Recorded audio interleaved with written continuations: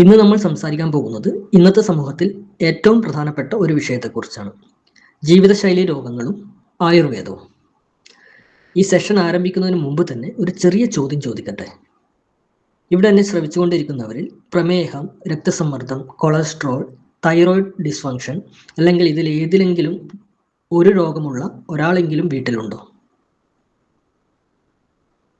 നോക്കൂ, ഏതാണ്ട് എല്ലാ കുടുംബങ്ങളിലും ഒരാളെങ്കിലും ഉണ്ട്. ഇനി മറ്റൊരു ചോദ്യം. 30-40 വർഷങ്ങൾക്ക് മുമ്പ് ഇതേപോലെ സാർവത്രികമായി എല്ലാ വീടുകളിലും ഇങ്ങനെ പ്രമേഹവും ബി.പിയും ഉണ്ടായിരുന്നു? ഇല്ല എന്ന് തന്നെയാണ് ഉത്തരം. അപ്പോൾ എന്താണ് മാറിയത്? നമ്മുടെ ശരീരമല്ല മാറിയത്, മറിച്ച് നമ്മുടെ ജീവിത രീതിയിലാണ് വലിയ മാറ്റം ഉണ്ടായിരിക്കുന്നത്. എന്താണ് ജീവിതശൈലി രോഗങ്ങൾ? നമ്മുടെ ദിവസേനയുള്ള തെറ്റായ ജീവിത രീതികൾ കാരണം ക്രമേണ ഉണ്ടാകുന്ന രോഗങ്ങളെയാണ് ജീവിതശൈലി രോഗങ്ങൾ എന്ന് പറയുന്നത്. ഉദാഹരണത്തിന് പ്രമേഹം, ഉയർന്ന രക്തസമ്മർദ്ദം, കൊളസ്ട്രോൾ, അമിതവണ്ണം, ഫാറ്റി ലിവർ, ഹൃദ്രോഗങ്ങൾ, PCOS, ചില ദഹന പ്രശ്നങ്ങൾ, ഉറക്കക്കുറവ്, സ്ട്രെസ് സംബന്ധമായ അസുഖങ്ങൾ. ഇവ ഒരു ദിവസം കൊണ്ടല്ല ഉണ്ടാകുന്നത്. വർഷങ്ങളായി നമ്മുടെ ശീലങ്ങളുടെ ഫലമായാണ് ഇവ ശരീരത്തിൽ ഉണ്ടാകുന്നത്. എന്തുകൊണ്ടാണ് ഇന്ന് ജീവിതശൈലി രോഗങ്ങൾ ഇത്രയും വർദ്ധിച്ചതെന്നറിയാമോ? ഒരു കാരണം മാത്രമല്ല, കാരണം പലതാണ്. പ്രധാനമായി ഭക്ഷണ രീതിയിലെ മാറ്റം. മുമ്പ് വീട്ടിൽ പാചകം ചെയ്ത ഭക്ഷണമായിരുന്നു കൂടുതലും കഴിച്ചുകൊണ്ടിരുന്നത്. ഇന്ന് അത് മാറി. പാക്കറ്റ് ഭക്ഷണം, ബേക്കറി, ഫാസ്റ്റ് ഫുഡ്, ശീതളപാനീയങ്ങൾ, അമിതമായി പഞ്ചസാര, അമിതമായി ഉപ്പ്, അമിതമായി എണ്ണയുടെ ഉപയോഗം, ഇവ ഇന്ന് നമ്മുടെ ദിനചര്യയുടെ ഭാഗമായി. ശരീരത്തിന് ആവശ്യമുള്ള പോഷകങ്ങൾ കുറയുകയും അധിക കലോറി ലഭിക്കുകയും ചെയ്യുന്നു. പിന്നൊരു കാരണം, ശരീരം ചലിക്കാതെ ഇരിക്കുന്നു. മുമ്പ് മനുഷ്യർ നടക്കുമായിരുന്നു, വയലിൽ ജോലി ചെയ്യുമായിരുന്നു, ധാരാളം അധ്വാനം ചെയ്യുമായിരുന്നു. ഇന്ന് രാവിലെ കാറിൽ ജോലി സ്ഥലത്തേക്ക്, ഓഫീസിൽ മുഴുവൻ സമയം കസേരയിൽ, വീട്ടിലെത്തി ടിവിയോ മൊബൈലോ കണ്ടുകൊണ്ടിരിക്കുന്നു. ശരീരത്തിന് വേണ്ട ചലനം കുറയുമ്പോൾ അമിതവണ്ണവും പ്രമേഹവും കൂടുന്നു.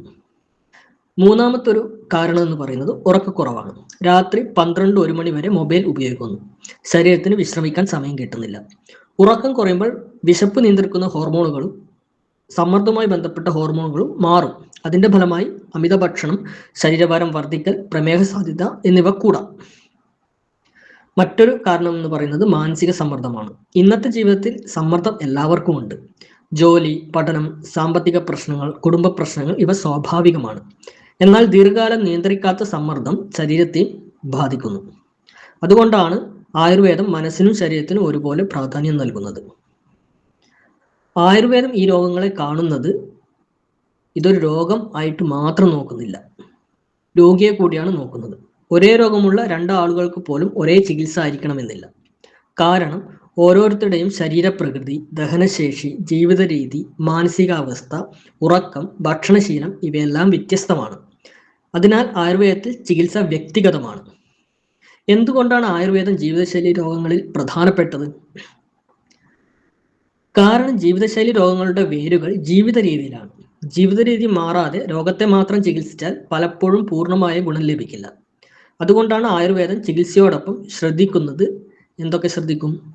ശരിയായ ആഹാരം, ദിനചര്യ, വ്യായാമം, ഉറക്കം, മാനസികാരോഗ്യം, ആവശ്യമായ മരുന്നുകൾ മാത്രം, വ്യക്തിഗത ചികിത്സാ പദ്ധതി. അതിനാലാണ് ആയുർവേദത്തെ ഒരു ലൈഫ് സ്റ്റൈൽ മെഡിസിൻ എന്ന നിലയിലും ഇന്ന് ലോകം മുഴുവൻ ശ്രദ്ധിക്കാൻ തുടങ്ങിയത്.